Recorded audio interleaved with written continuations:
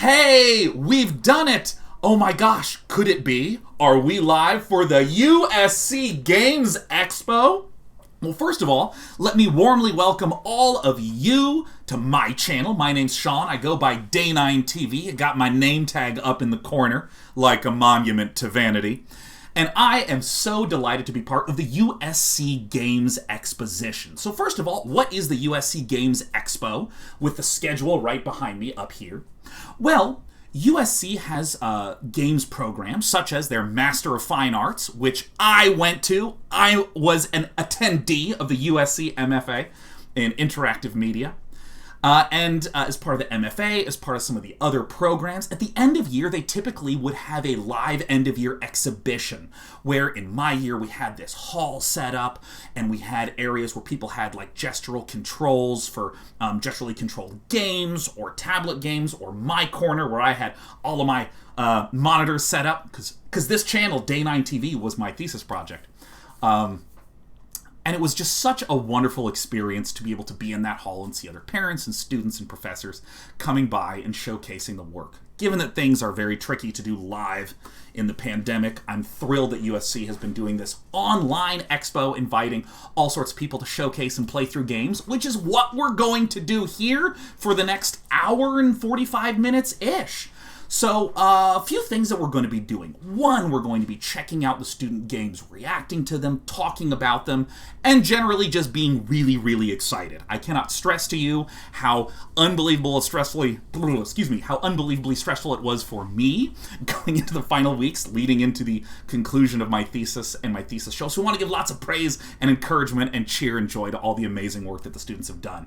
But also, I would be delighted to answer any questions about the game development process, what it's like to go to the USC Games program, why I think it's awesome. Of course, I'm a little biased, but look how well I turned out.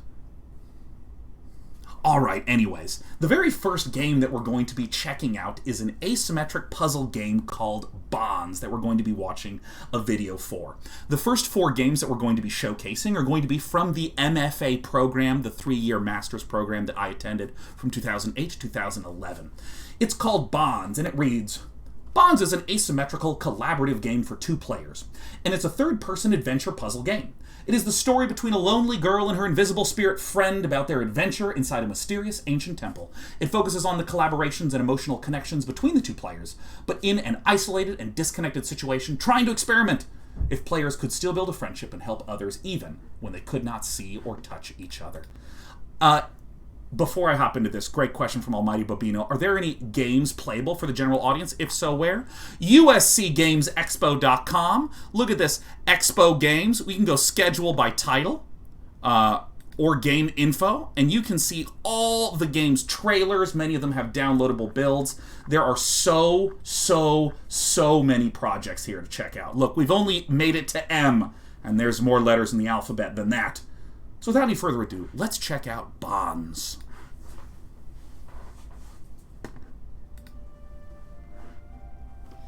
Hi, my name is Shi, and I am the director and game developer for Bonds. Thank you for coming to the USC Game Expo, and I'm glad to have this opportunity to introduce this individual thesis project to you all. Isn't this beautiful? So, Isn't it amazing? Been a difficult year under the pandemic, and I had to give up raising a team after I traveled back to my country and took classes with serious time zone difference. But I still want to thank all my friends and advisors who have helped with this project, and I'm proud of bringing this as the end of my 3 years study.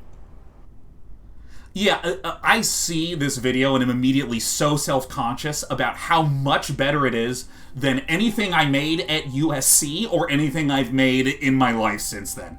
This is gorgeous. Excuse me. Bonds is an asymmetrical collaborative game for 2 players to play remotely, and it's a third-person adventure and puzzle game.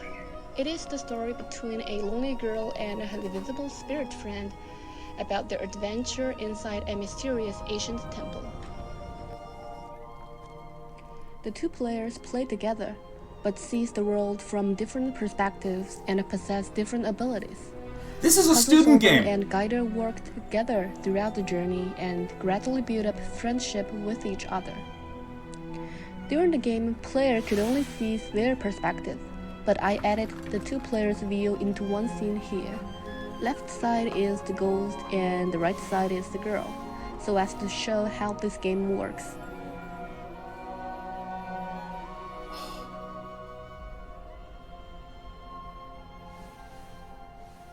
This is stunning! Like, I would rarely expect this amount of polish in a prototype and/or student work, and yet here it is. What makes this collaborative game special is that the girl cannot see or touch the ghost, and there is no direct communicative methods like conversations between them.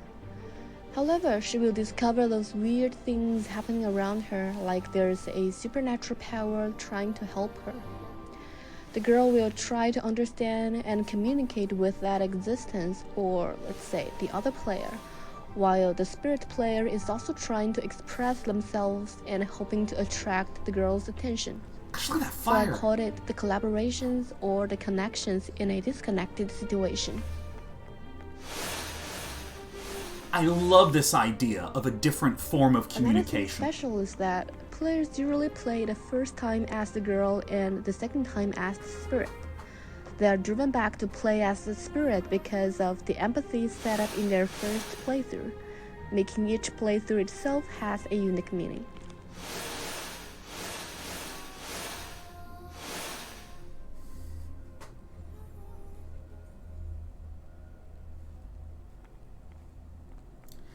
This reminds me a lot of how in Journey, players couldn't speak, but they I'll could explain ping, this a little just bit more. emit.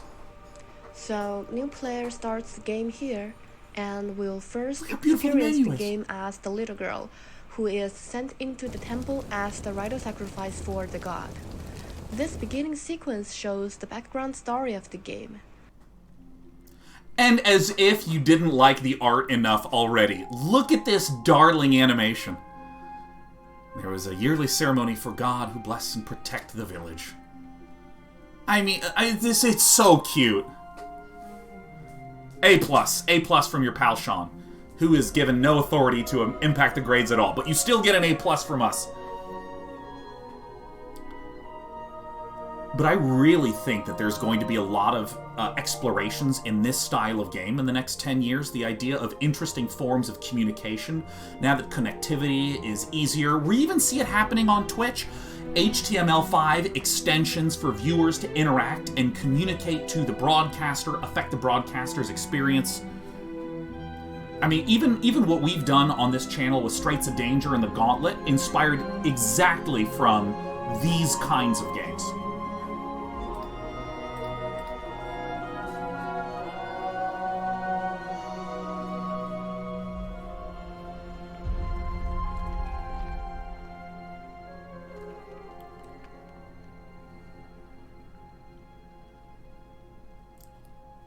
Oh, it looks so... I mean, this... to be clear, to communicate an idea in a prototype, you rarely need this amount of polish. But, I mean, things like the candles just placed as... And the little girl has to explore and survive in this place, lighting the ancient altar to fulfill her destiny. Yeah, like the candles, all these elements are not necessary in the level design initially if you're doing some sort of block out. These are the types of things that you can put in to be more evocative, to add mood. And I mean, even the UIs that pop up that have this script behind them, beautiful. But during her journey, she began to discover something weird happening around. Clusters of ghost fire appear, pointing to the right directions. Sounds coming from crystals feels like a murmuring. Rocks rolling down to help break the barrier. All the hints indicate that there's probably someone else here, like an invisible, mysterious power. It couldn't be a scripted event because everything happened so randomly but also so intentionally. The patterns of the ghost fire seems to have meanings, like conversations, and an AI won't try to use those sounds from hanging pipes to create a popular music melody, right? Uh-oh, don't make the melody too popular. I don't want to get DMCA'd, huh? I kid. But I love how the mystery of the visual aesthetic plays in so nicely to the idea of this mysterious, almost helpful poltergeist, the spirit player who's there.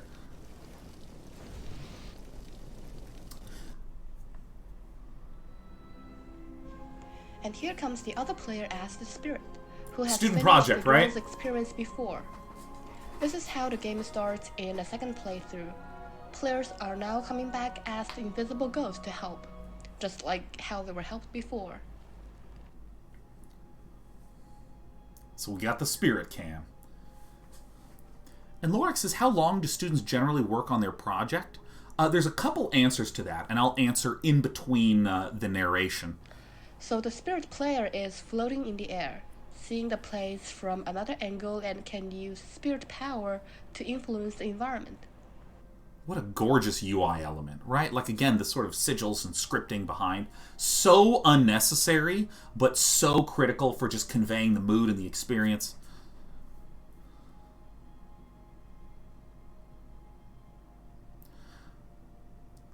But yeah, the student Right mouse projects... drag can create a blast of ghost wind and can be used in various ways, like unsealing candles, blow off flames, blow through the pipes of crystals to make sounds, or move light-weighted rocks. That's so dope. So generally, I would say about a year is a fair number to use as a starting point for how long the development of many of these projects took. Your thesis year in the USC Games program is used for creating a cluster of ghost fire as signals, or can be used to light up candles. It's generally about During 2 this semesters. playthrough, the player of the spirit will get an impressive moment when they realize how their previous friend tried to help them. When you're helping, you'll finally realize how much stuff you were missing when you were the player.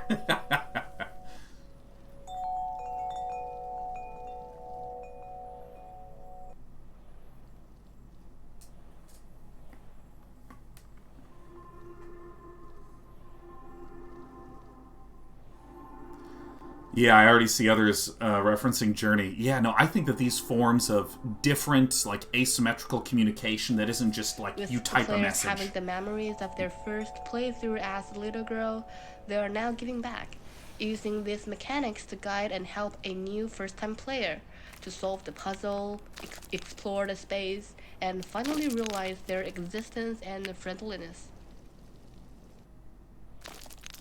And I also really love the fact that the gameplay is structured to be cooperative. Because there's a type of cooperative gameplay where... Well, it's been a hard design topic that helped to build Say the more in a moment. connections when players couldn't even see each other. But it's also an interesting topic.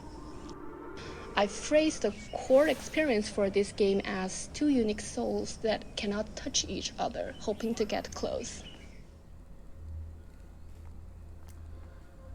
Sure, you play the co-op game where you just really want your partner to do the thing and they just won't do it. The moment for myself during the playtest was when I saw those players wondering, like, what is this ghost fire? Am I supposed to follow it? Did I do anything wrong because the fire seems to hoping me to go back? And where's the sound comes from? Is anyone calling me? And it's also interesting to see when the 2 players finally got a chance to chat after the playtest. They just excitedly discuss, like, did you do that? Yes, and guess what? It's also me doing the other things.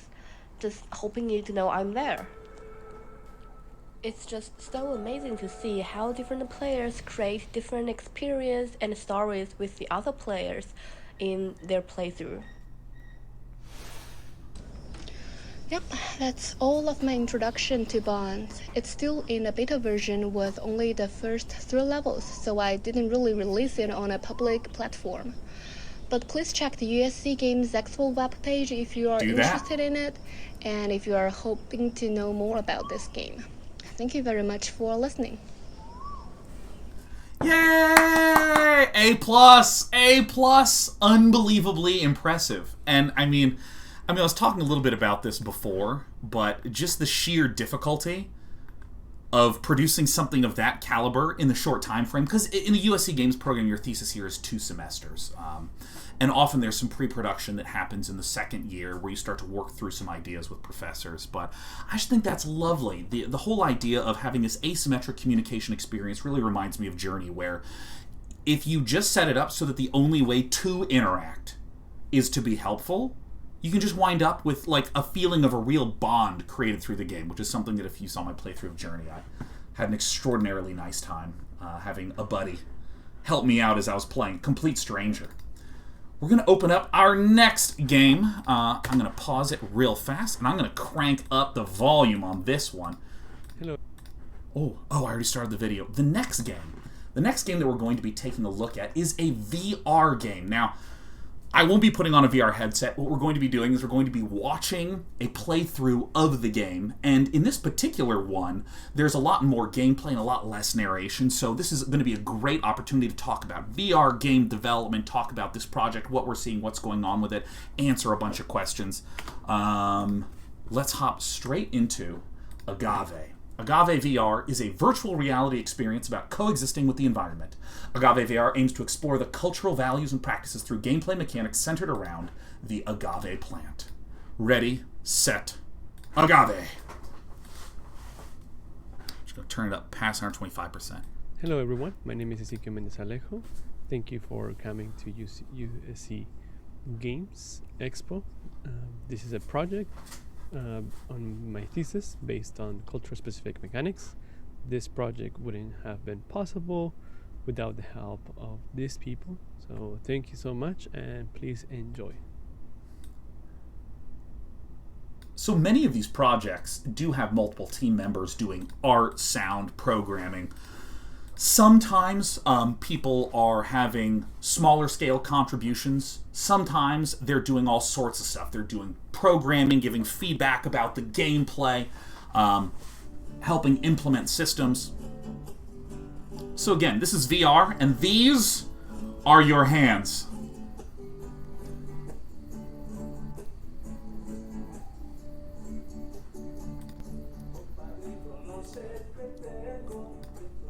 So, one of the things that I find really lovely about just VR as an experience is the sense of immersion you get in the space. Like, it's something that... Who here, raise your hand if you have never been in VR before. Raise your hand if you've never been in VR, and give me the happy crab emote if you have been in VR. It's just spectacularly immersive, okay? We got some hands, people not been in VR? Okay. So first, there's very little text to explain what's going on, but it's using these visual icons. Okay, you insert stones into there. We see we're in this landscape. We see these various circles on the ground. We see some plants. We see some walls. And now, UI. I thought this was a really lovely UI UX. What happens if you do this? Hey, getting ready to clear out the dirt. Opening it up to do what? Well, as a lifetime farmer on this channel, aka a Stardew Valley veteran, it's really lovely what's going to be coming up. Oh yeah, see, Phone with Lisa, this is tight UX. Yeah. In this game, I thought the UI UX was gorgeous, right? And I'm going to focus a little bit on what's happening gameplay-wise at first, and then talk about some of the notable aspects that we saw in this. Placing your hands out here. If you've never held VR controllers, you normally have like sticks that have buttons here and here on the thumbs. So if you are releasing all the buttons, that your hands in the game open up. So in this one, you would let go of these and you'd be able to scoop like this. Now, in my eyes, this is a big step up from snakes. To dig a hole in the ground, press the action button. You know, it's like really getting you to do the actual motions. And when you plant the seed, look at our baby. Look at our baby. There it is. Oh!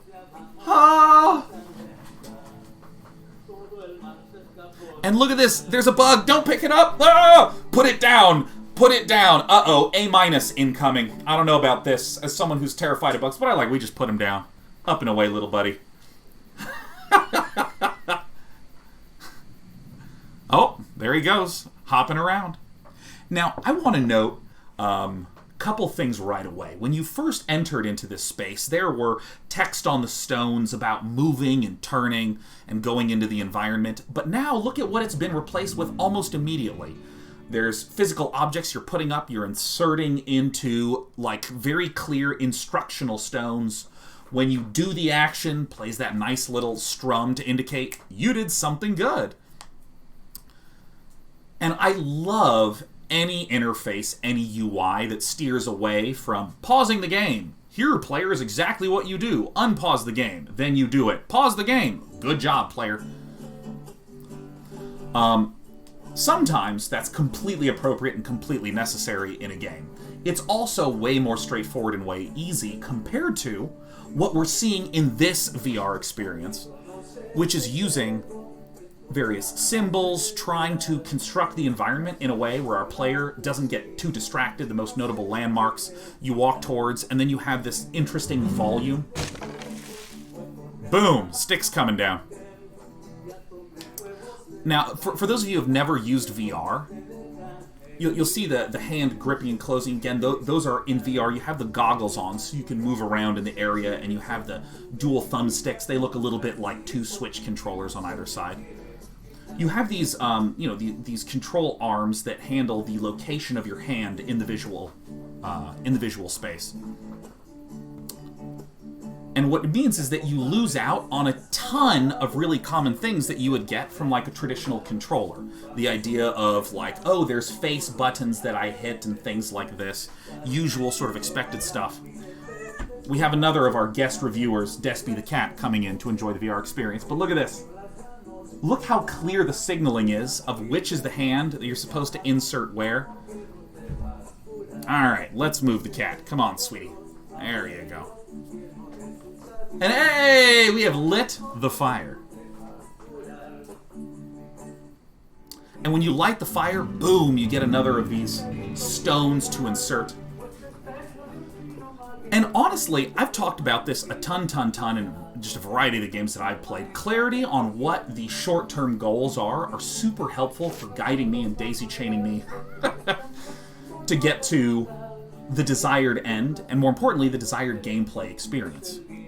So for instance, the fact that there are these stones here, these tablets that have various items associated with them, the fact that when you complete something you can insert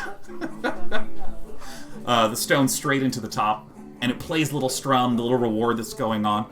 This is something that many sort of ambient survival crafting type experiences wind up struggling with. It's unclear what your moment-to-moment goals are. But look at this, we planted a cactus! Look at it grow! Yeah, put that seed in there. And then, what's gonna come out? Oh, it's flower time! Hey, look at that! That cactus has the posture of me right now. Let me try to... There we go, that feels better. Oh, here's the cricket. Oh my god, we ate the cricket! Hungry? Why wait? Grab a cricket. Alright, cat. We gotta make sure that my cat does not continue to invade the experience. Now, I've played a lot of Stardew Valley, and one thing that we've talked about when we've been playing that game, also one thing that the developer Concerned Ape talked about before, is that there's something very satisfying about these individual atomic motions of, in that game, waking up and watering the plants every day. And water a plant, water a plant, water a plant. That even when he has unlocked sprinklers and other ways to automate this, it's still so satisfying to just have these basic atomic motions to do.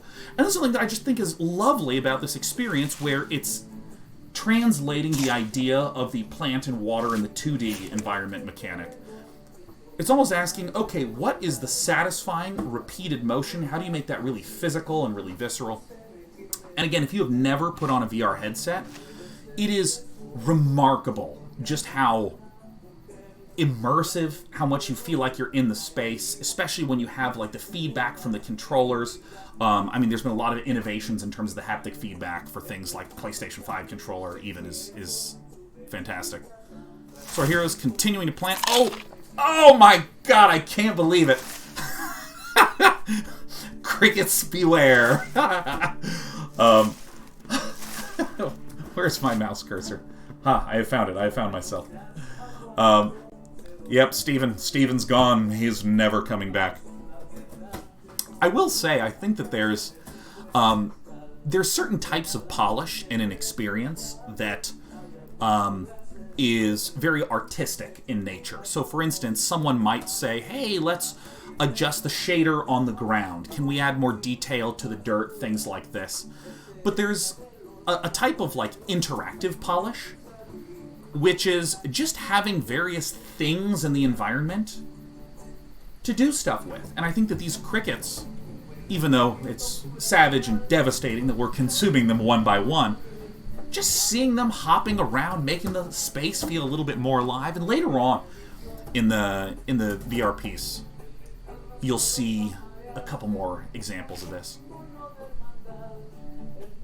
By the way, this arc that you're seeing, one of the biggest challenges, and personally I think is the number one challenge in VR, is how do you do movement and locomotion? Because you're seeing this teleport forward movement happening. That's what that arc is. It's noting where you're going to be teleporting to. And why is it in an arc?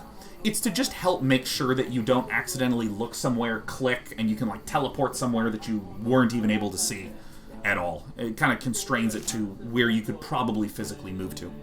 But anyways, one of the real challenges with trying to have physical movement in VR is that our bodies have millions of years of evolutionary training to where when you have a character moving this way and you visually see the world moving around you, your muscles and your body wants to react to that. And this is some of the source of where a lot of people get a feeling of illness or sickness when they're playing VR games. And so teleportation is a way to help avoid some of the just general disorientation that can happen when you're moving around in objects like this. Real Bonfire says, this seems super relaxing and rewarding. And Brashan GG says, I honestly think this game would greatly help with anxiety and similar issues. I really love how this seems very meditative and very deliberate. This large, sweeping motion, the hands open motion to sort of advance to the next, advance to future stages in the sequence. See, we see little fishies that are just wandering around, just adding a little bit of livelihood. I didn't have time to mention it, but maybe you've noticed that there's a day-night cycle in this game, somehow, amazingly. Student projects they're getting alarmingly better year over year. I think that we're going to hit student project singularity sometime in the next 5 years, where there is an indistinguishable difference between a student project and a AAA production.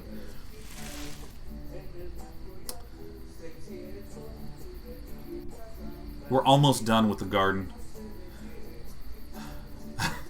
I do have to appreciate using the laser to just warp it from one hand to the other.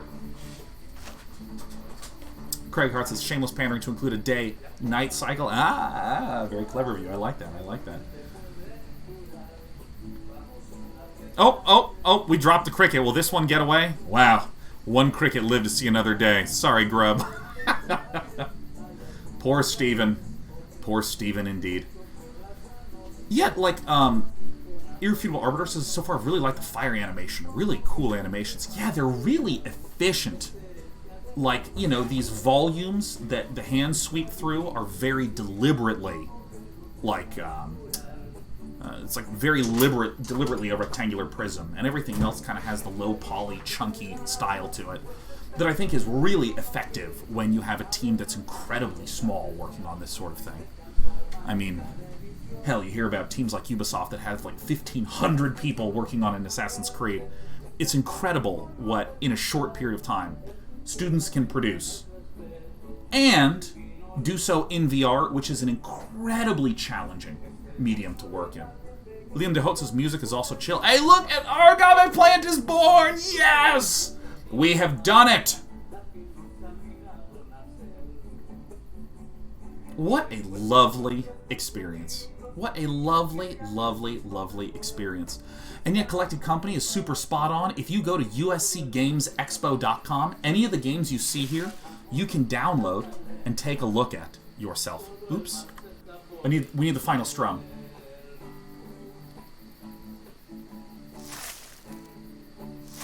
Yeah! Yay! A+ to Agave Vr! Yeah! And a warm thanks to the developers for kindly providing me a video to watch, so that way we can all look at and experience the VR side of things. Now, what's going to be happening over on twitch.tv/USC Games is they're going to be taking a break to talk a little bit about one of the upcoming courses, and that's my wink over to Dom, that we're in good shape for that. And while they're talking a little bit about one of the upcoming courses, I think it's Entrepreneurship and Interactive Media, which was an amazing course that I took when I was at the USC Games program. My professor at the time was John Haidt, who you may know now is the executive producer of World of Warcraft. At the time, he was studio director of Sony Santa Monica, and did God of War 3 at the time, so he gave us all a copy of God of War 3, which was super tight. Was just a wonderful, wonderful, wonderful course. While they are getting set up for the next segment, I'm going to make sure that we're on track to show the next game that I'm going to get loaded up right now. So if any of you have any questions about what the game experience is like at USC, the game's program experience is like at USC, I'd love to answer any and all questions. And I think that there was also a truly brilliant job on the Agave Vr about being really efficient and smart about what the focus elements were. I think particularly the way that all the interactive elements function in VR were really, really clean. I cannot stress to you enough just how many things go wrong when you have different control schemas and setups in virtual reality. Things like aiming the controller to pick something up and grabbing things like this. Things like having your hand reach out into physical space and grabbing objects. A lot of this winds up being changes in what is and isn't collidable, which can cause various glitches and this sort of thing. And all of that was so clean. The only downside that we saw was that one cricket that got away. He shan't escape when we play next. But I think all in all, there was just it's so cohesive. It's so relaxing. It's so uplifting. It was really nice. It was really nice. Lasuno Ribas says, man, this is so much cooler than anything I ever did at university. Right. I mean, just absolutely stunning work. Let's see, we have our next one coming up. This is perfect. Head Pies, hello Dan. I have the option to attend USC for my Game Dev Masters this fall. What should I expect with the program? You gotta do it. You should expect to meet lots of great creative people, and for me, connections that I have kept for life since then. I think the world of the USC Games program. Excellent. We are back. Welcome back. I'm still day 9. Ta-da! We've just gotten the chance to look at 2 of the MFA thesis projects end of year. We gave both of them A+. Not that I have any authority to give anyone any grades. It's not like USC was like, well, Sean, final grades are up to you, the broadcaster. And I'm like, oh, that's a lot of pressure. I guess I should fail at least one person. I'm kidding. A+ for everyone. The next game that we're going to be looking at is a second VR title that I think is particularly brilliant. On this channel, we do a lot of playing of multiplayer games, system-driven games. It's a very competition, challenging gameplay-driven set of content that we have here. But this is a VR experience that's, I honestly think, one of the future types of media that we'll see in museums. I don't know if you've ever been to an interactive art museum. It's amazing to put on a VR headset and be transported to a really interesting, beautiful, interactive world. And this is exactly that. The title of this is Mystical VR. We're going to be looking at another video of it. It says, Mystical is an experimental VR experience that gives the player an opportunity to explore the concept and symbolism of the ancient Andean worldview based on the symbol La Chacana. Let's open up the video. We're going to click on this, and moving on over. Oh my gosh, they even have trailers for all their work. Mwah!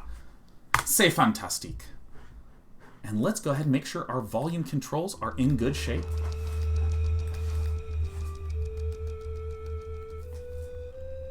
Mystical VR. And here he comes. Hi, my name is Agave Vr. I'm the creative director of this amazing experience. We are We are Mystical Mystical VR. VR. Mystical VR is a VR experience that explores the abstract concepts of the indigenous South American worldview based on the ancient symbol La Chacana. I feel like it really revealed to me how art, culture, and also history can be combined and experienced in novel ways through virtual reality, and how today's technology and media can be used to not only inform and educate, but also evoke memories or create memories or allow us to travel backwards in time. Oh, and I'm going to pause when we get an As a upward programmer, shot. I enjoy the process of finding solutions to make an abstract concept into reality. For example, we spent lots of time working on the radical manual. I'm going to briefly pause and then we'll rewind. But one thing that's amazing about having a VR experience is when you're in this space in 3D, literally completely still environments, which, as you're going to see, is not even going to happen here. But I mean, even in completely still environments, the feeling of exploration and just observing stuff is so much more visceral. And I love so much of the commentary the students who worked on the project provide through this, that it's spot on in the ability to just communicate and put you in an area with a feel in a way that's really hard to do via text, or even that's hard to do as I'm showing you this video right now. Let's rewind a little bit so we can rehear what the student was saying. We spent lots of time working on the radical manual system to transfer those beautiful art models as a playable experience. By collecting cultural objects, the player will unlock the symbol through portals. In this experience, we focus on the South Portal, where the sacred animal, the snake, lives in the underworld. Who's ready to go in? Now, this is my favorite part. I love this so much. We're going to hear a note from the musician in a moment, and then I'm going to bring in some commentary. Listening to the music, to be able to create a rustic style, make the sound, the music, feel like you are in the journey, really is part of the game. The journey and the mysticism. This type of animation, where it's a virtual reality 360 animation, the quality of the shaders, the quality of the skybox. I really like working on the math and algorithms behind the gazing, and to make the serpent follows Look at how beautiful the this is. as the user moves its head. You may have seen a couple of these when we did some showcasing of the Tokyo University of the Arts Gaidai Games programs. They had some 360 animations like this, where as your character is traversing through the space, you're able to look around at everything around you. Santa Claus says, "I'd break my neck playing this game," I think. Right? You want to just, like, look at all of it? Part of composing my share of the soundtrack was the learning and the research I made to see what similarities we have. As a Hispanic and Latino, I feel very proud and fulfilling to be working in something that I feel represented. Yes, I should have been way more clear about that, Shahander, that this is a VR experience. And one of the things that's amazing when there's things happening all around you visually is that it makes you want to go through the experience multiple times, and just look in different areas. I mean, I truly think that this is... Still making me smile every time I see them is the part of the game where the corn spawn out of the rocks and turn into seeds. I still think that this is going to be how we are going to be presenting all sorts of ideas in museums and exhibits in the future. I think this is just terrific. I was unfamiliar with this kind of interactive art until I started participating in more of these games showcases. Because when I was in my program 10 years ago, VR was pretty new and honestly pretty really janky. Significant that the snake portal, for example, ends with life and rebirth, because I think all of us, gamers and players and developers alike, are sort of breathing life into this game. I never knew about 360 VR animation experience type things. And again, when you have the headset and you are in the space, it's unbelievable. And I think truly is one of the better solutions to this locomotion problem that I was talking about before, where when you are not actually walking, you're sort of disembodiedly floating through space, it doesn't wind up having a lot of the sort of negative physical illness sides that can happen if you're trying to be a character running, or one of those VR experiences where you're on a roller coaster. The player needs to plant all kernels. Once again, the concept of duality is present. The cycle of life, which is represented at the end by the character Aya Uma. Isn't this just like, look at the skybox, the stars, the color of the cosmic dust, and then this just like beautiful rotating image, and just the visual effects. Oh my gosh, and the particles that are like moving through you. And you'll notice the nice coordination of the music with the pulsing and vibrating around the doubled mask.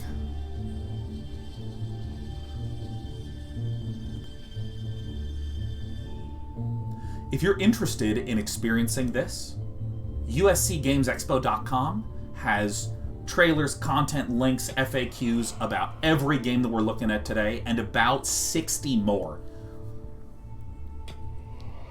I would say that this project is a great model for visualizing cultural concepts and legends in an innovative way. Projects like Mystical VR will play an important role in the transmission of culture.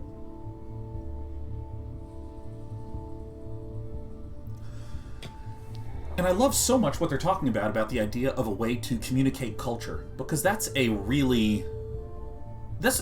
sort of in a very timely, fortunate context.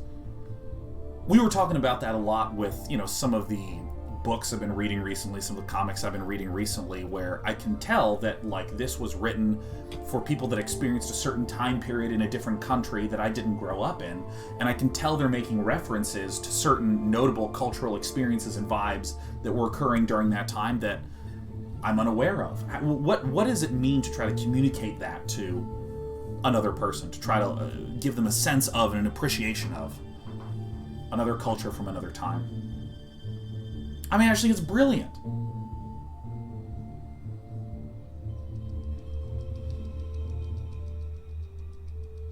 And there's our hands. Look what we've done. Ooh.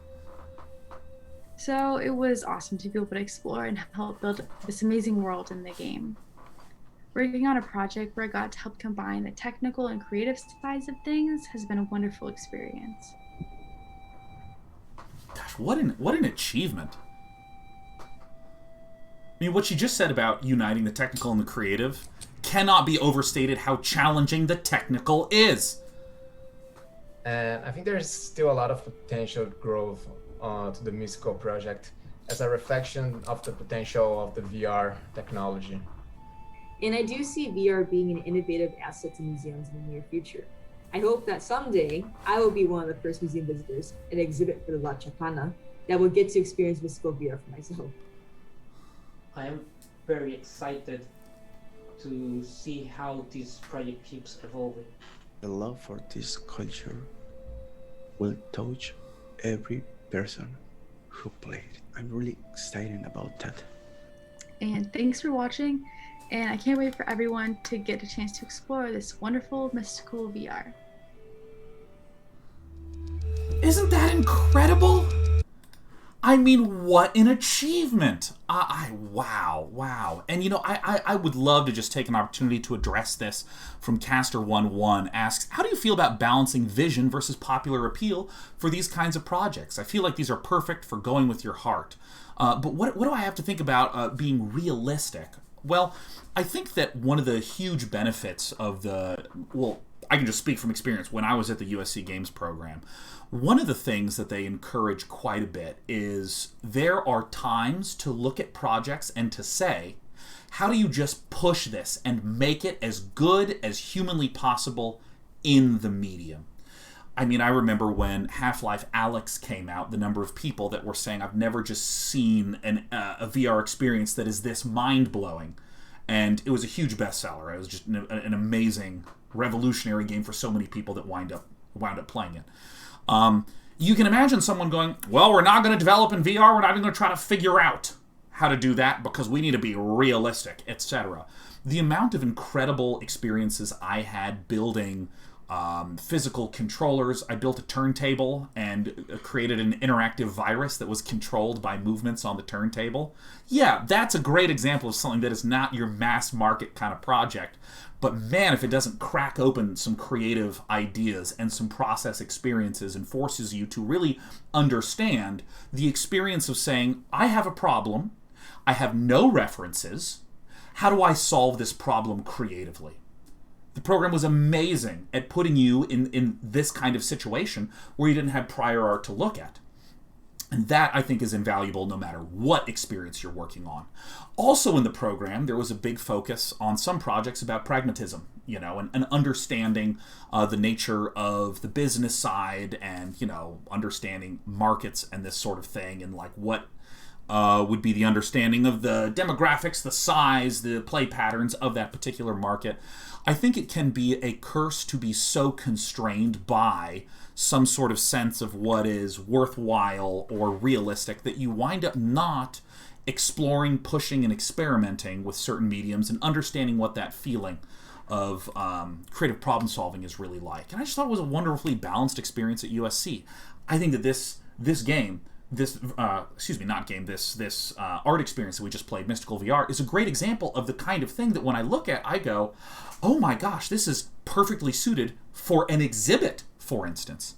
And I think that this is another completely realistic, to use that word, a completely realistic path to pursue for some sort of creative endeavor. So again, A+ is for the team, A+ for them. And you know what, professors at USC Games, A+ is for you too. It's on your report card for this year, from your pal Sean, whose thesis was Day 9 TV, which is still going.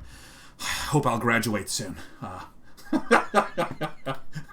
It's a very low-hanging fruit joke. Very, very high quality here. Okay, what we're going to do now is we're going to play our very first game. And we're going to look at a trailer of it first. It's going to be called Metamorphosis. Metamorphosis is as follows. Metamorphosis, Theoda's journey. Mother Coral is the lifeline of the ocean, nurturing habitats by bestowing energy through her satellite corals. After decades of peace, their land is ravaged by an unknown substance that destroys and displaces thousands of beautiful sea creatures from their homes. This toxic substance infects Mother Coral, stealing her energy and using the satellite corals to spread across the ocean. Unless someone stops this mysterious substance, the ocean will become a toxic wasteland. Let's go ahead and check out a trailer for Metamorphosis that I'm accidentally playing at 2x speed. Who watches YouTube at 1x speed anyways? I mean, come on! For trailers, I'll do it. Rewind back to the beginning.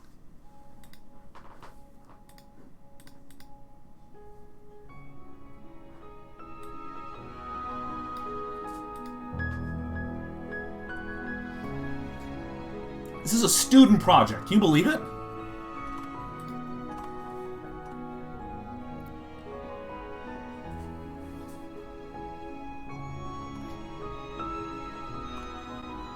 It's beautiful. This is incredible.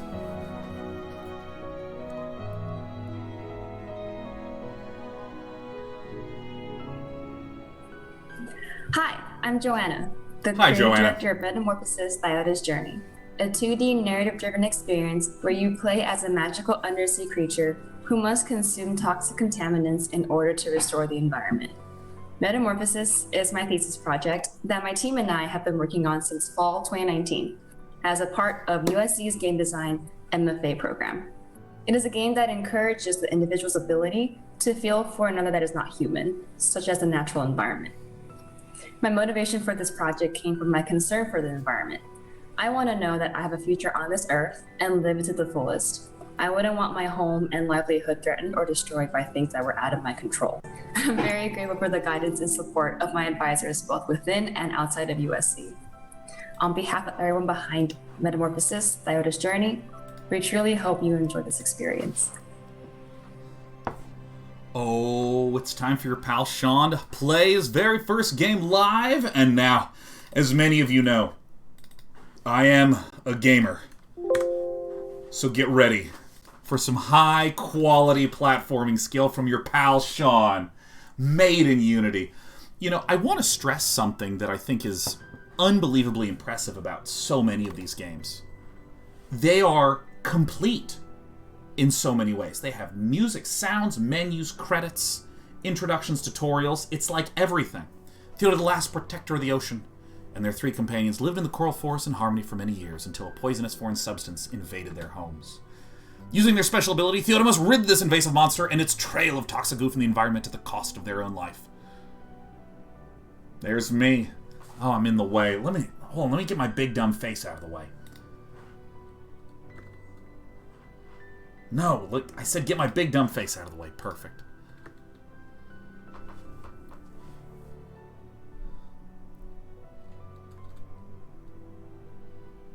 Yeah, all right. This is when things are great, when we're all vibing. Oh my god. Oh. That's Sheriff right there. But look in the background. Uh-oh. Huh? Ah! Press space to continue. Uh-oh. Oh, gosh. Oh, what is this all over my friends? Oh, we're getting ejected everywhere. Not a single bit of text. And look at how devastated I am already to lose my darling chubby fish friend. Oh.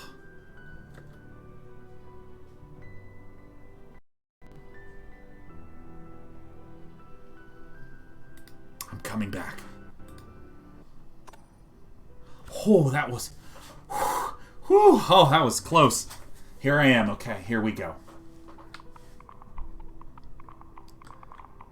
All right. Does this not give you extraordinary Gris vibes? Whoops. Like I said, I'm a platforming genius and a gamer. Lovely animations, lovely background, and as someone who plays a lot of platformers on stream, the controls are super smooth, the sound effects of the jumping very satisfying. Press E to slurp it up, and then if I don't spit it out in time, I die. Look at the screen slowly going black. Ugh. And then I need to send it back out. And as I help heal the environment, learning the mechanics, here we go. Picking it up, and then sending it through. And look at the left of the screen. Boom. Blossoms out. Some lovely platforming elements. Now, the goo, as you'll note, just look at my movement speed right here as we're going back and forth. I love when there's UI, UX tutorialization that doesn't use words. When I pick this up, look at how much slower I move. Oh no. Oh no. And then we drop back down. I'm nice and heavy, baby. So I can fall down correctly. Ugh. And look, there's our little friend. Hi! Hey, little guy. Oh my god, it's my little snail. He's making cute noises. Oh my gosh. Oh. Alright. But we must go onward. We must save our friends. We only have 3 to 4 minutes left. And I want to stress, if you want to see how this game plays out and how it ends, USCGamesExpo.com. You can download and check it out. Oh no, showing me the area. Oh no, it's our chubby friend. Oh god. Now I think many of you know that yesterday I had a pet scare with my dear little baby cat. And after that happened, turns out my cat's totally okay, everything's totally alright. I loaded up this game because, you know, broadcasting day, I wanted to make sure it worked right, and oh my gosh, these little darling friends were so cute. So you see that there's that air vent up, nowhere else to go. Consume this black ichor, and now I'm heavy enough that I can resist the push of those waves. Really great way to just educate how the mechanics function. And the game also, again, says, hey, this works horizontally too. You will sometimes receive a force that is pushing you so much, but if you, again, consume this black darkness, you will become heavy enough to move through. But I think what's really clever about it, too, is that there is a time pressure. And I think time pressures like this are really great at just getting you suddenly a little bit more engaged. Raises the stakes, adds to the satisfaction of completing any of these segments. Oh my gosh, and look, I get my little chubby friend to help me out.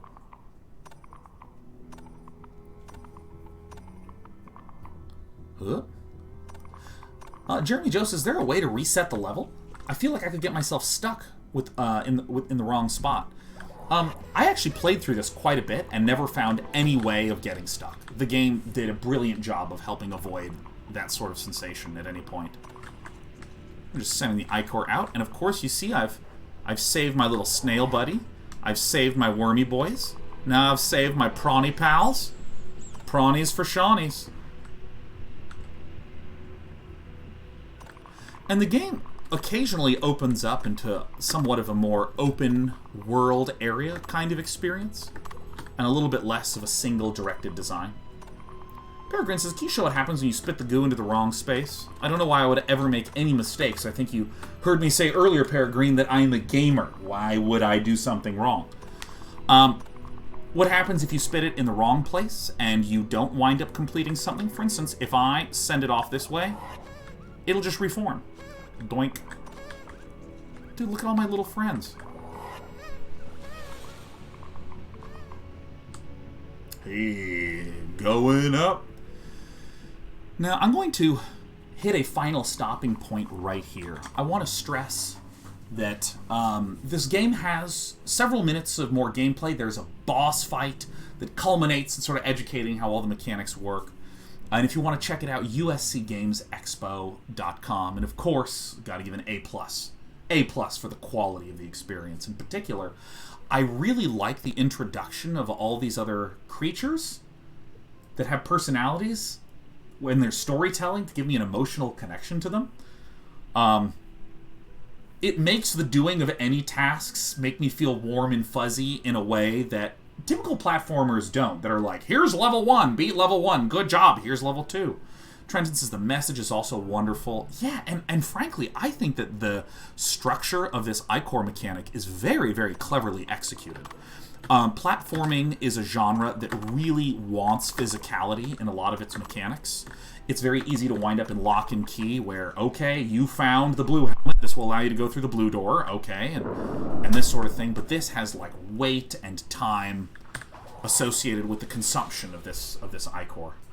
Real Bonfire says, I feel like I'm attached to all the characters to the mini trailer. It was stunning. It's really marvelously done. Once again, that was Metamorphosis. We're going to close it out because we have 4 more games that we're going to be showcasing right now.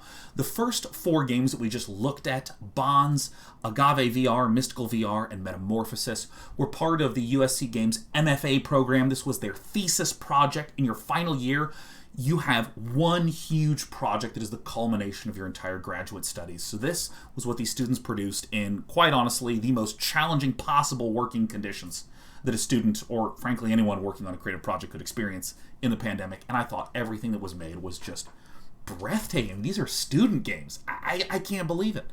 This is incredible.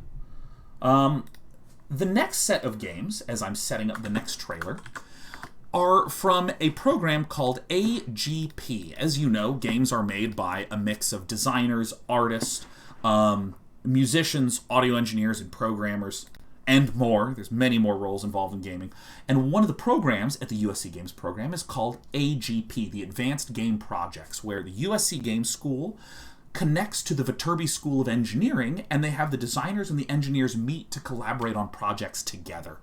And so we are now going to be taking a look at 4 Advanced Game Project games, baby. The first one, called Sweeping the Ruin. We're going to take a look at the trailer. in a moment, but Sweeping the Ruins lets two players engage in asymmetrical combat with an overpowered behemoth using only the traps and destructible terrains in a mystical ruin as their weaponry. Victory will require strategic coordination, situational awareness, and teamwork to defeat the massive enemy and prevent the destruction of their nearby homeland. Here we go. Oh, Sweeping the Ruins _ nice.mp4. Very, very strong naming conventions there. Otis College of Art. Is this on 2x speed? No, it's at normal. I also want to give a shout out to the Otis College of Art and Design that contributed a lot of the art and illustration to many of the projects, both at AGP and others. And also Cal State Fullerton that has been collaborating a lot. Now, some of you are saying it's too loud. So I think that what you're saying is that you want it even louder. Listen, if you want it loud, you got it, guys. If you asked for it, sure.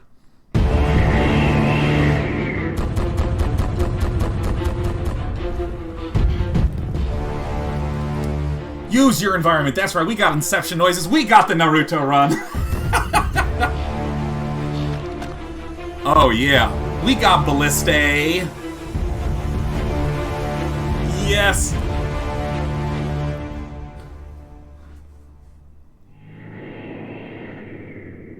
This is such a sweet image. I love this. Yeah. All right. It's time. It's time. Now, this, believe it or not, I mean, I literally cannot believe this. This is a multiplayer game. In other words, students are sending games that have multiplayer networking functioning. This is astounding to me. Yeah, so I'm going to hit play. I'm going to host. I'm going to show my server name on air. If any of you join, that's incredible. I want to make sure that my partner in crime, Cheesy Goods, is here. Oh, yeah. So, there's some controls. In the center, doesn't matter what they are. Village, Remedia, separated from the rest of humanity, lies ruins dating back to the time of the gods. Left over from the previous divine inhabitants is a blessing that protects the village and ensures its prosperity. However, as with all things, there must be balance. Inside the ruins, there is a festering evil, which creates abominations that terrorizes the village. Is that you? Did you do that? No player wishes for the safety of the village more than Charlotte and Gregor, siblings and ruin sweepers. Ruin Sweeper is a title given to those that deal with the threat of the abominations. Yes.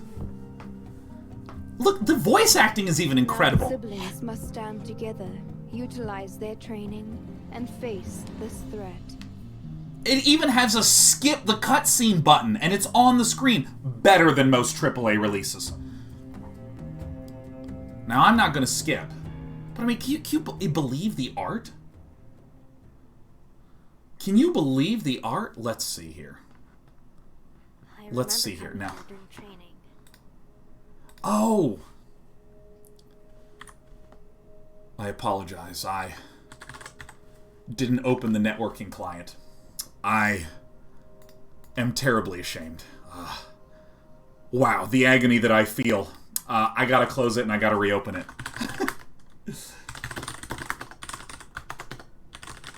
Can't believe I've done this. Can't believe I've done this. Everyone, you can never trust these streamers. You can never trust these streamers. Now, so one of the kind souls that worked on Sweeping the Ruins, he and I practiced a run. We practiced a run together to showcase all of the elements. Networking mode is going to use Steam. Now look at this. I can hit P. Keyboard. Get me out of here. There you go. Look at this. Okay, boom. I remember coming here during training. Let's see if we can get my multiplayer compatriot here. So, as we're getting this one sorted out, looks like I have my networking client open. This is going to be highly intense. So the way that this is going to work is that me and my buddy are going to work together to try to distract a giant beast a la Shadow of the Colossus, and hopefully take out the giant monster, not using regular combat. No! By using various traps and whatnot. No! Oh my gosh, is this you? Now I can hit a button to scream. Come get me. Come get me. Come get me. One of the controls is scream. Are you ready to jump? Yeah! Alright, awesome. There it is. Okay. So first of all, throw bombs to break and damage objects. No problem.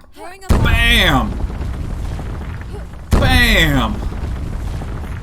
Oh, I see rocks on the wall. The bomb by itself is just not strong enough. Alright, blow up barrels. Ow, I got hit by debris.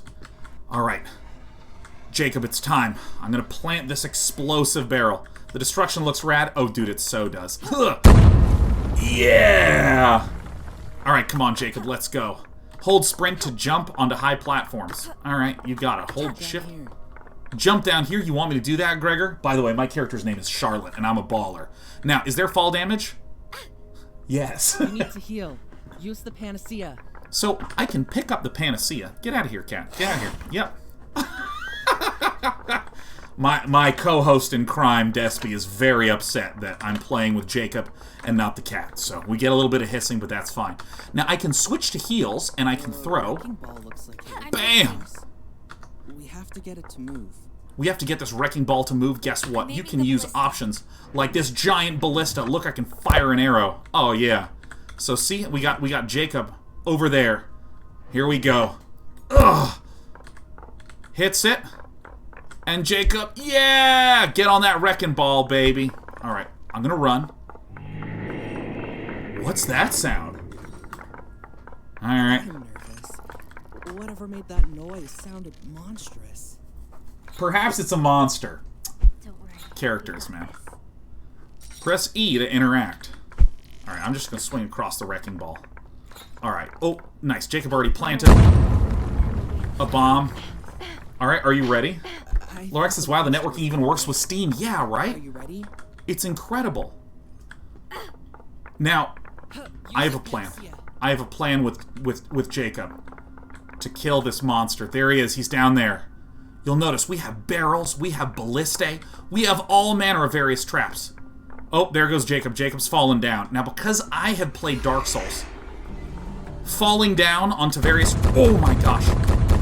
Falling down onto various rafters, no problem. So it looks like the beast has awoken. Alright, Jacob, you need to move out into the open. Where's the beast? Oh, there's the beast. And you can see Jacob getting chased. Quickly, to the ballista. I'm aiming the ballista. I'm aiming the ballista. Oh, he's trying to shoot.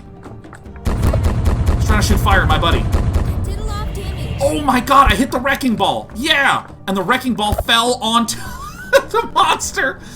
Quick, Jacob, bring him back out. I still have 3 more bullets. Come on. Alright, here he is. Oh, I see green, which means Jacob's taking damage and is healing. I am not a good ally. Look at how terrible of a shot I am. Okay, good. He's still. Alright, I'm out of bullets. Did I hit him? Okay, so the monster has the ability to throw down, like, fiery tracks on the ground. It can hit you, and it can teleport. And when it teleports, it'll teleport right behind you. Jacob, come here. Oh my god, Jacob's low on health. Is Jacob dead? Oh my god, this is not what we rehearsed at all. I'm gonna need a help, Jacob. Oh no! Everything is going to hell. Okay, quickly. Oh, alright, it doesn't see me. Jacob, get up. To save my energy. Hold on, I'm gonna heal you by throwing health at you. There you go. Get up. Okay. Jacob, come here, man. Jacob is flying. It's Jacob flying! Jacob, everything is going wrong, Jacob. Alright, come here.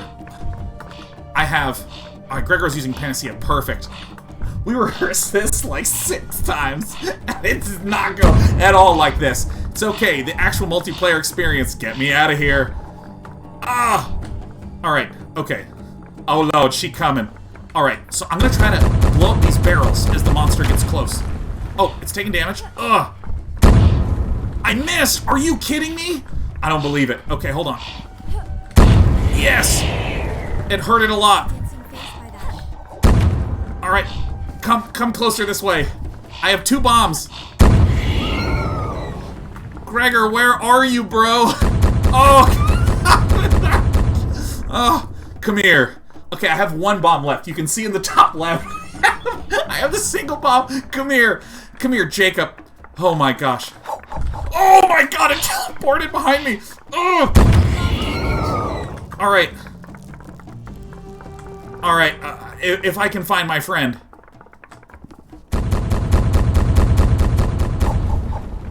Oh my gosh. I need to catch my breath. Okay, there's some bombs over there that I can get.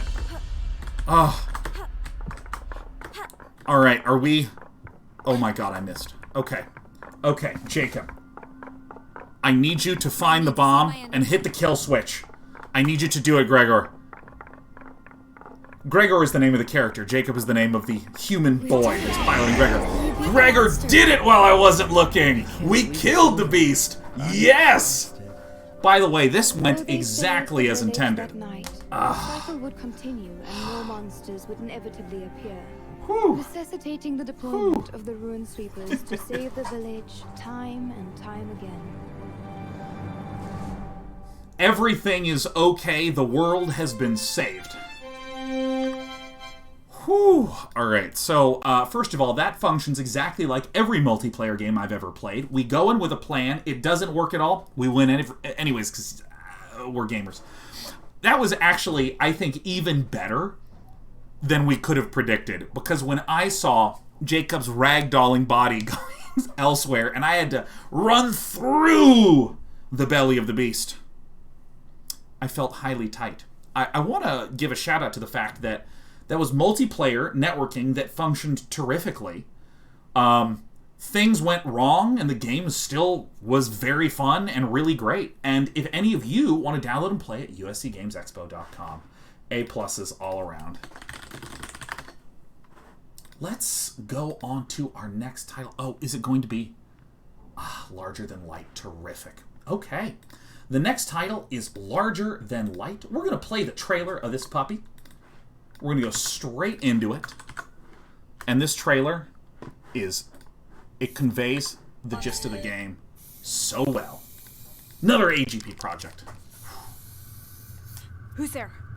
Who's there?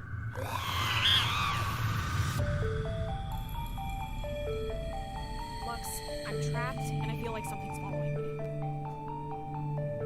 Let me guess. Stuck in a locker like back in middle school? Come on, I need your help getting across these shadows. God, fine.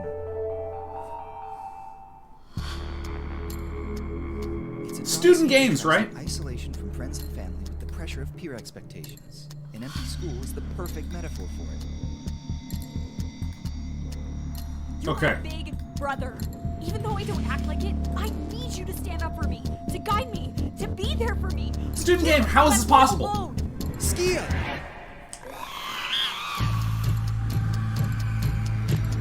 I won't let you fall. Larger Than Light. First of all, that's such a clever name. That is such a clever name for a game. Especially one that's based on light. And this game reads... Traverse shadows by manipulating light in this 2.5D single-player puzzle platform game. Larger Than Light. Escape a haunted school as the sibling duo Skia the Shadow, who can move across other shadows on the wall, and Lux the Light Bulb, who can manipulate the size and placement of shadows for his younger sister to platform across. Have them work together to break out of their middle school while overcoming their bitter sibling rivalry. Oh yeah. Oh yeah, here we go. We're going straight into it. Larger Than Light. Here's my mouse cursor. Okay, I'm gonna hit start. Okay, haha. Real funny. Now let me out. Let me Why out. don't you get your twee brother to help you? Guys, seriously. Alright. Don't leave me here. Guys, what was that noise?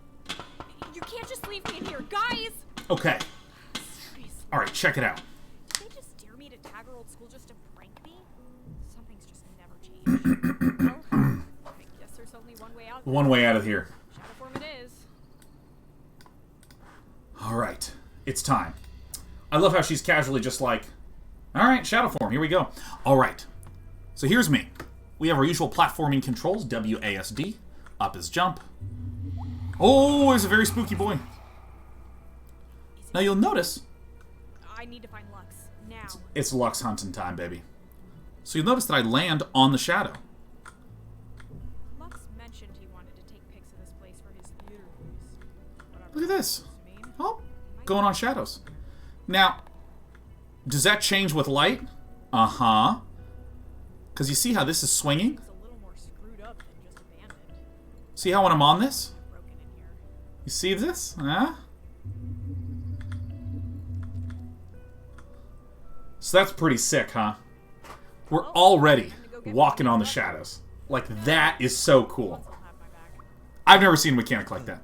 Skia? Skia? What the hell are you doing here? What are you doing here? I have permission. This place is closed. Lux, I'm trapped, and I feel like something's following me. You shouldn't even be here. Leave me alone. Voice acting is remarkably high quality. Alright, so now, up, down, left, right controls Lux, whereas Skia can only move in WASD. So she's moving in 2D, whereas this character is moving in more 3D. So let me walk this character over here. Ah! Hey, what gives? My photographs. My photographs, oh no! Hey, looks like you've been freed up. Come on, I need your help. Better ruin what you're doing. Fine. Hey, Ghost Stalker 88, this captures it so spot on. This feels too ambitious, and yet here it is. They're just doing it as a student project. So let's see. I need to go up here. I need to hit E to get out of here. Stuck in a locker, like back in middle school? Yeah, but unlike middle school, now I've got your help getting across these shadows. Sure, fine. Lead me back to your body. Alright. Alright, here we go. So why are you here in the first place? I just felt like stopping by and visiting. So look at this, look at this, look at this. Visiting an I step abandoned out school. here, and I step onto these platforms. Yeah, just visiting. And then I move my light bulb character. What? Calm down. No one comes here anyways. How do you even get in here? I mean, this is Don't so tell me tight. You're the one who stole my keys? Whatever. It's not fair that you always get special permission to do whatever you want. Alright. When do I ever get that? This concept is incredible. I'm going to be held responsible for this. Just follow the path I make. I'll fix everything. I mean, I think they're having a sibling rivalry, but I think that this is way too clever. Still, I don't get why you needed to have this place as the backdrop. So I need to walk. I need to walk far away so I can actually walk this way. What? It's a drama scene. Oh, what? Oh, I died. I squished myself. Can't believe I've done An this. empty school is the perfect metaphor for it. Alright. Alright. Ugh. And what's kind of amazing is that, like, the difficulty of trying to arrange these foreground elements so that it actually allows you to platform in the correct way is incredible. So I think I have to walk this way and then get her on the other side of this. How do I... Oh, man. Maybe we need to jump down first. Alright, I'm gonna stretch it this way. Ugh! Oh, I squished her again! Alright, I'm actually the worst brother in the planet, huh? Okay. Now, the funny thing is that I have played this game before.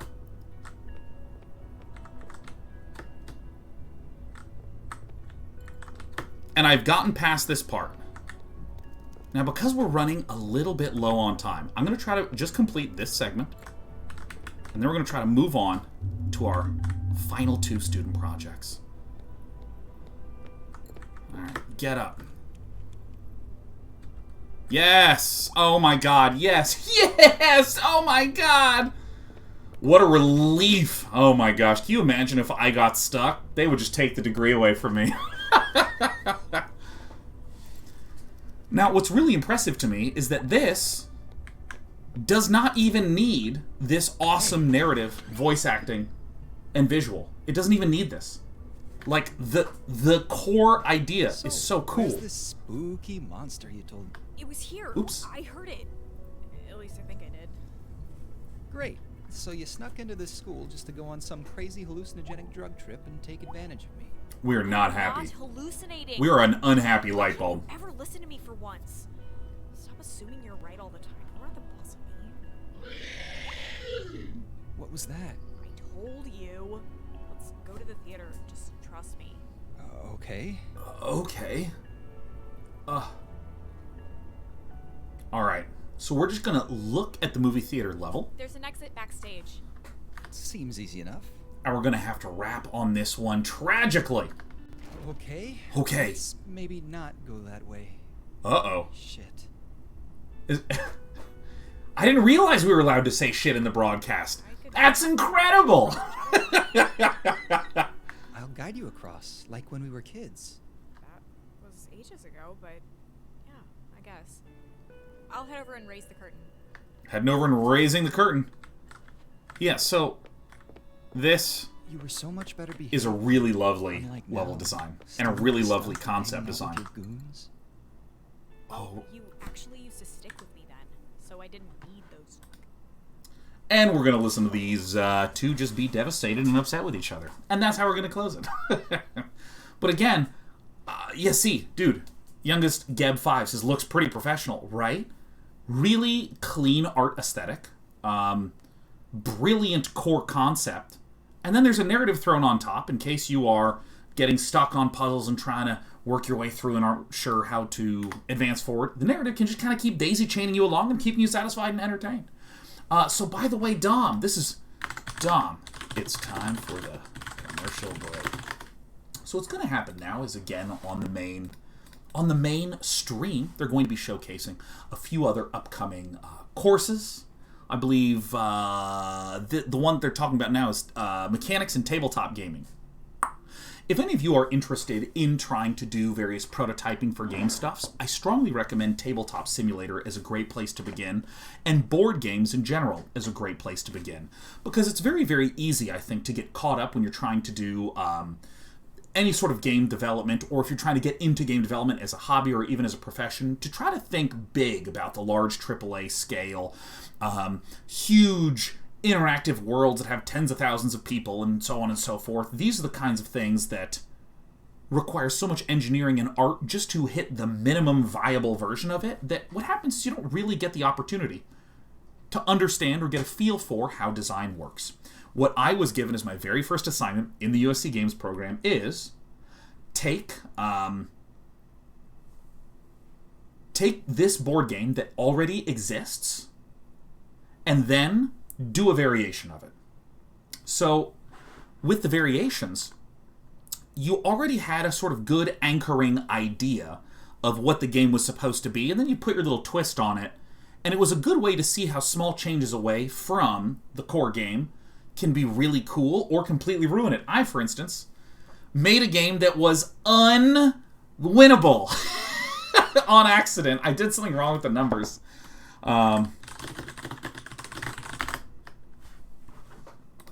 You couldn't win it. Literally, it was a game where you had fish trying to swim up a river and the river's supposed to slide back down, and I messed up the numbers so that all the fish eventually fell off the waterfall.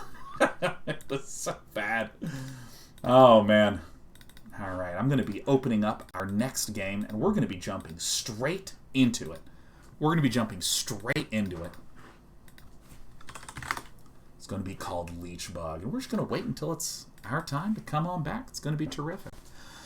Yeah, if you're interested in getting into development, start off with a board game that exists and do a variation on it. And then try to make your own board game that's really simple. Then try to make another board game that's really simple. Then try to make another board game that's a little bit more complicated. And then from there, if you're interested in stepping into the digital realm, try to make a really simple recreation of another game. Like, these are remarkably challenging to do anyways. Even if you just said, I'm going to recreate the first level of Mario. If you tried to do that, you'd actually wind up with something that feels and plays quite a bit different. Head Pie says, thanks for the stream and info so far today. Day 9 gives me great hope for continuing my game dev journey. Hell yeah, Head Pie. I mean, I genuinely think that it's kind of amazing what students are capable of getting done with such limited resources in such a short amount of time. Well, terrific. We have 2 more advanced game show projects to check out. The first one we're going to investigate is a game called Leech Bug, where Let's read the synopsis. Leechbug is a real-time strategy combat game where players take on the role of the Leechbug, a robotic, symbiotic parasite who exists in an alien seascape. Your home is under threat from a polluting force that is sapping the will of your fellow undersea denizens. Use your powers of possession to free your fish, control their unique abilities synergistically to engage in combat, and reach the surface of the ocean to rescue your underwater world. Now, we've already seen a really wide spread of different types of games. But here's me. I'm the Leechbug.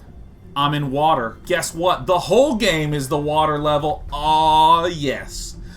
I got the delightful pleasure of speaking to the developer of this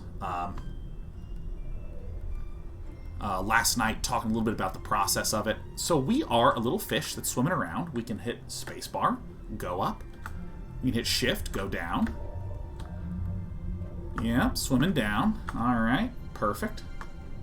So here's me. Now, what kind of game is this? We've seen VR experiences that are sort of like interactive museum pieces. We have seen VR experiences that are very experiential and relaxing. It's a combat game. It's time to just shoot this other fish. We are in slowed time. We're taking damage. Quickly, take out the fish. So we're learning some combat. And now that we have killed an enemy fish, we've defeated it. After defeating an enemy, you may take control of the fish. This column shows how many fish are in our swarm, that are in our party. How much health they had, and the fish that I'm piloting is listed first, and any allies below. Believe it or not, this is like a system-heavy combat strategy game. Since Lee is in chat, Lee, you are our very first fish. Congratulations, I know it's a great honor. Yeah, you like these slowed time things, like the police tape? It's incredible. So, alright, let's finish this. See, look at this. Now I have a little fish that's following along with me. That's Lee. Lee is very happy to be a fish, I can tell.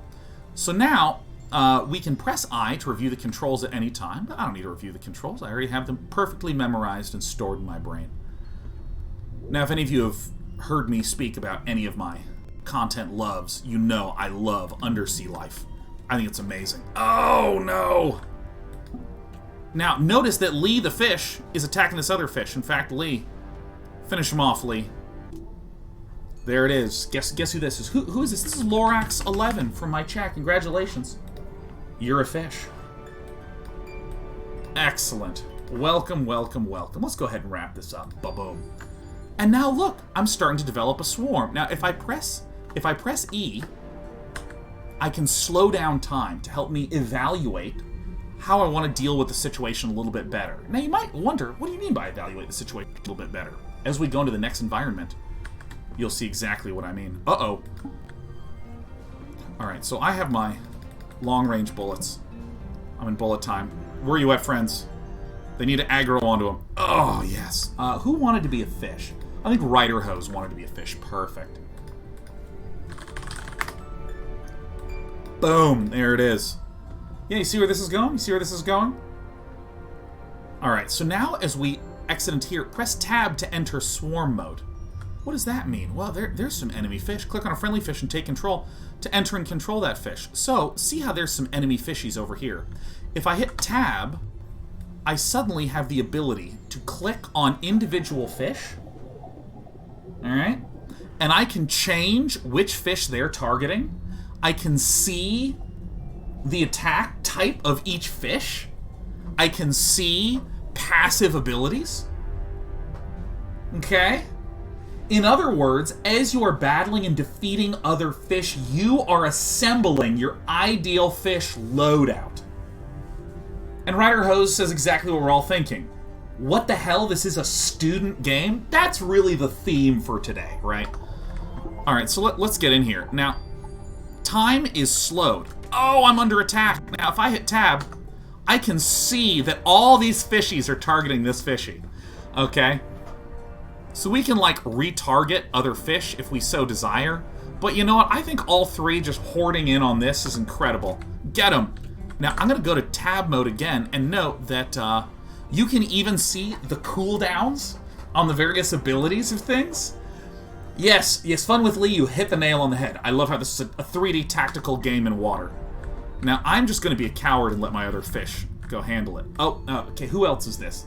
This is Lagcraft from chat. This is Market Man Jim. Welcome. Members of our chat are slowly becoming the swarm. Now, okay, so I'm going to go through this passageway. Now, what I am doing right now is the tutorial. Okay? This is the tutorial.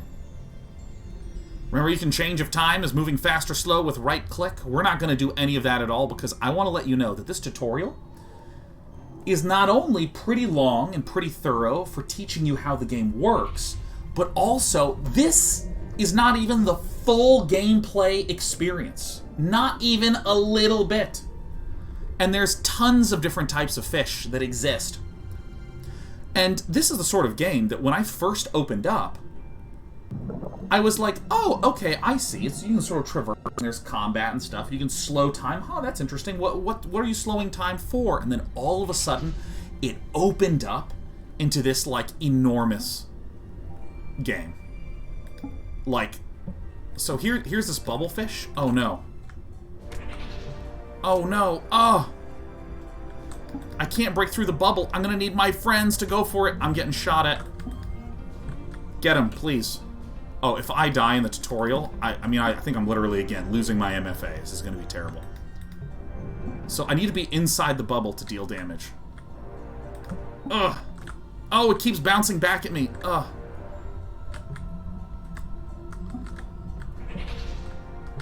Oh, thank God. Bubble pal. Alright, nice. So you can already see that I can replace myself with a more powerful fish. The ocean has been dying. The ruins you see before you were from the civilization that caused this myth. They died out, but the fish remain to slowly succumb to the lingering pollution. I see you found some of them, and you've cleansed the toxin from their bodies. I don't know how you did it, but that's amazing. They'll be a great help for you. I need you to go to the surface and find someone who can save the ocean and save us. It's Subnautica in reverse.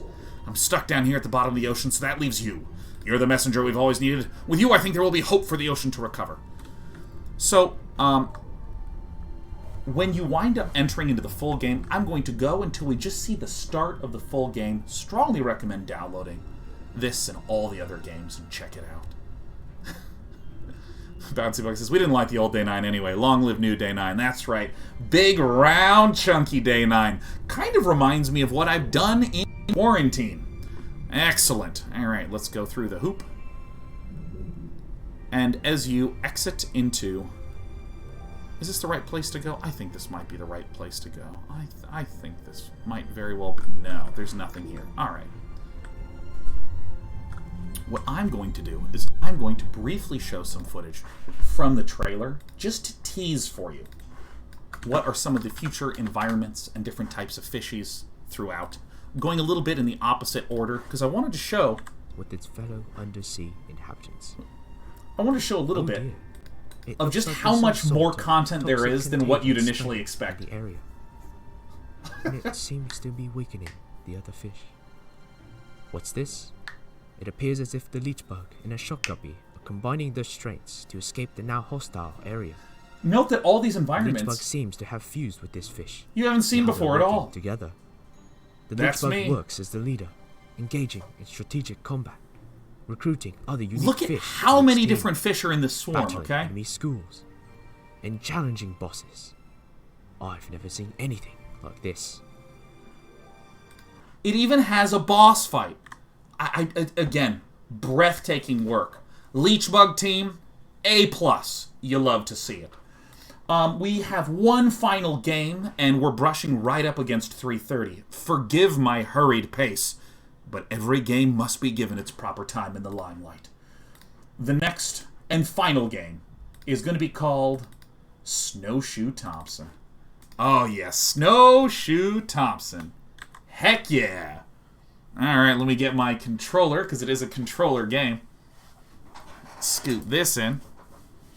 Are you ready to start, Snowshoe Thompson? Are you ready? Who needs a trailer when you have an introduction like this?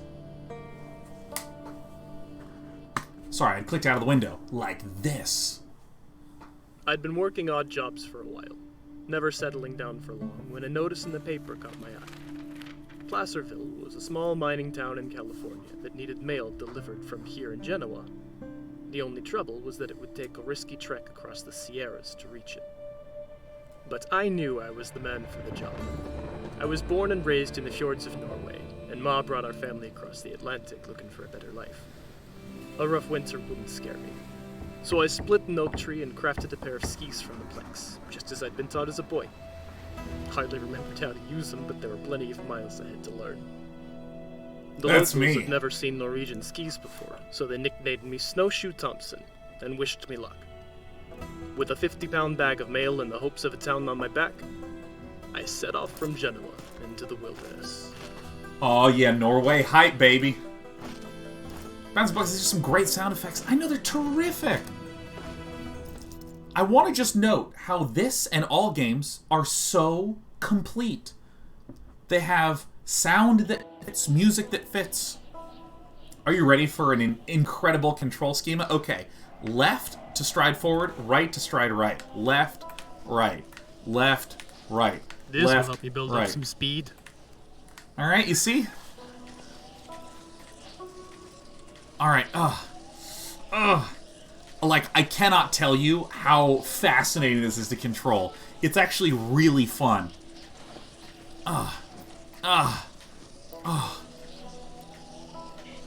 Here I go. Alright. Uh-oh, come on. I messed up the rhythm. Oh, I messed it up again. You know, I'm a big fan of anything that has physicality to it, in terms of the movement, in terms of the gameplay, whether there's timing, aiming, things like this. And I love... I love how, you know, if you take, for instance, a game like Rocket League, makes it literally... excuse me, my cat has knocked over a light. Excellent. What a good baby. What a good baby cat. When you take a look at a game like Rocket League, that literally makes it unbelievably difficult to just hit the dang soccer ball. Glad I still know how to turn round in these things. Just adding a little bit of physicality to it just makes it so much more compelling in so many ways. Alright, so I'm going to keep on moving forward. Like, even though I'm just going straight, this shifts my weight this way. This shifts my weight this way, huh? Alright. Shift weight when you stride to pick up speed. Oh, yeah. So, I'm actually...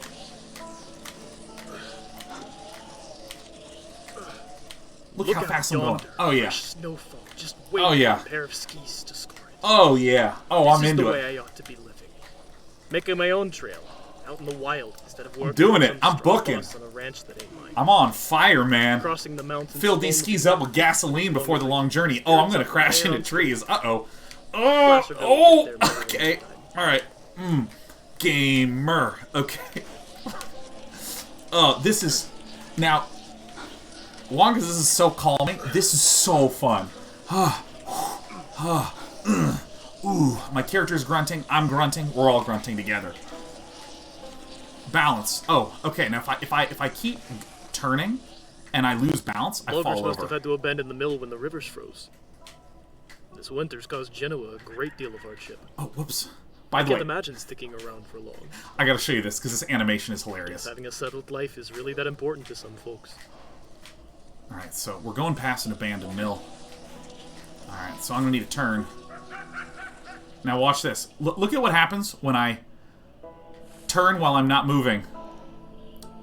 We've all done these little hops on skis, huh?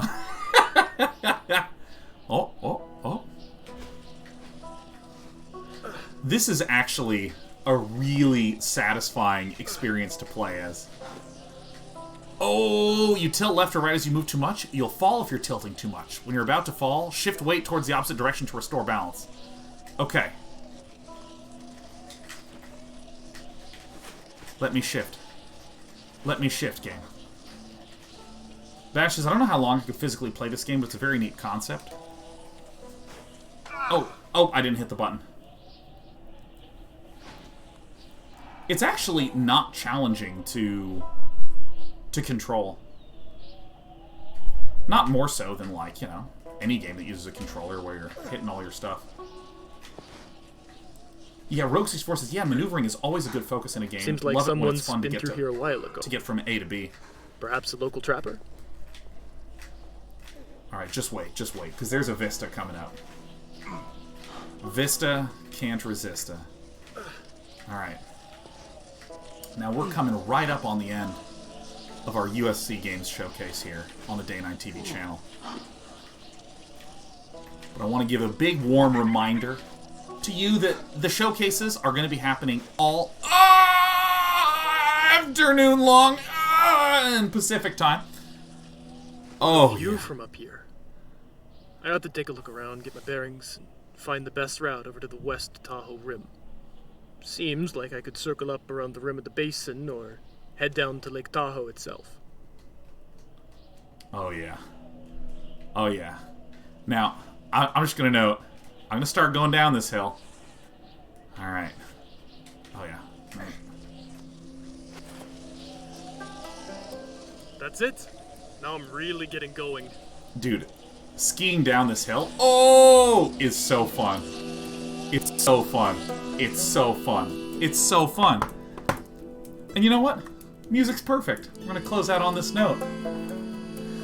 I want to give a nice thank you to the USC Games program for sponsoring this stream and for supporting students who did so many amazing projects this year. Wasn't it incredible, the scope of what we got the chance to see? From platforming to VR to games to, frankly, interactive art exhibits. Mwah! Beautiful A-pluses to all, and again, A-pluses to the professors at the USC Games program. You do a good job. I'd like to give a warm reminder that if you go to uscgamesexpo.com, you can see the schedule of everything. There's me. Get that man off the screen. You can see the full schedule here of everything that's coming up. And if you want to see any of the games, you can go look them up by title and check them out. Every single game here. Here's the game info game pages themselves in alphabetical order. Mwah! Mwah! Thank you so much to everyone who joined. Brilliant job, students. Inspiring to all of us. Have a wonderful rest of the weekend, and congrats on your amazing work. Cheers!